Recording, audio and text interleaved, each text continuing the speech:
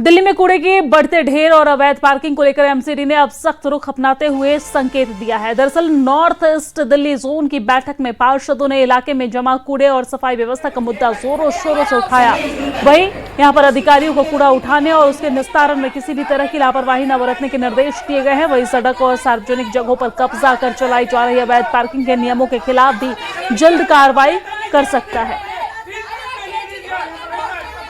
जो भी जितना कूड़ा 5 दिन में फैला है वो जल्द से जल्द, हमारी 99% उम्मीद है कि आपको संडे तक हम सारे जितने भी एमसीडी के जो हमारी साधन हैं उनको भी हमने साथ लगा दिया है। जो मेट्रो के साधन तो लगे ही हुए हैं उनको भी साथ लगा दिया और मेट्रो वालों को ये भी बोला है अपने उपकरण बढ़ाकर कम से कम इस दौरान जितना भी कूड़ा उठा है वो संडे तक पूरा कूड़ा इस दिल्ली से क्लियर कर दें। उन्होंने आश्वासन दिया है कि इतवार तक हम सारा कूड़ा क्लियर कर देंगे। तो मैं तो सिर्फ जो जिस जगह पार्किंग है और कम दायरे में और ज़्यादा दायरे में करते हैं उनके अफसर के खिलाफ एक्शन लेने की पूरी कोशिश करेंगे।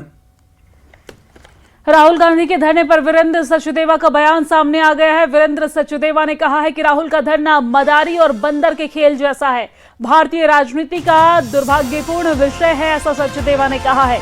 दरअसल राहुल गांधी के धरने पर बैठने को लेकर दिल्ली भाजपा के पूर्व अध्यक्ष वीरेंद्र सचदेवा ने तीखी प्रतिक्रिया दी है और उन्होंने राहुल गांधी के धरने को लेकर सवाल उठाते हुए कहा है कि यह भारतीय राजनीति का दुर्भाग्यपूर्ण विषय है कि जो व्यक्ति नेता प्रतिपक्ष के पद पर है वो इस तरीके से धरने पर बैठ रहा है।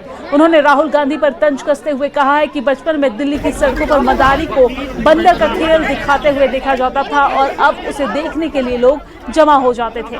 सचदेवा ने इसी उदाहरण के जरिए राहुल गांधी पर कटाक्ष करते हुए कहा है कि ऐसा ही राहुल गांधी का भी ये खेल है। मैं राहुल गांधी के धरने पर सिर्फ एक ही बात कहना चाहूंगा कि ये भारतीय राजनीति का दुर्भाग्य है कि ऐसा व्यक्ति आज देश में प्रतिपक्ष का नेता है, जिसको संवैधानिक मर्यादाओं का ध्यान नहीं है, जिसको कानून का ज्ञान नहीं है। कानून अपना काम कर रहा है, लेकिन राहुल गांधी को क्या हासिल करना है? इनको टीवी पे दिखना है, किसी तरह से अखबार में छपना है या किसी तरह से सुर्खियों में बने रहना है, तो उसके लिए मजमा लगाइए। अब मजमा बचपन में हम लोग देखते रहे हैं, दिल्ली की सड़कों पर सांप नेवले की लड़ाई लगा के मजमा लगता था, एक मदारी आता था, बंदर उछलता था, उसको देखने के लिए मजमा लगता था। वैसे ही मजमा थाने में लगा हुआ है। मतलब विषय की गंभीरता से इनको कोई लेना देना नहीं है।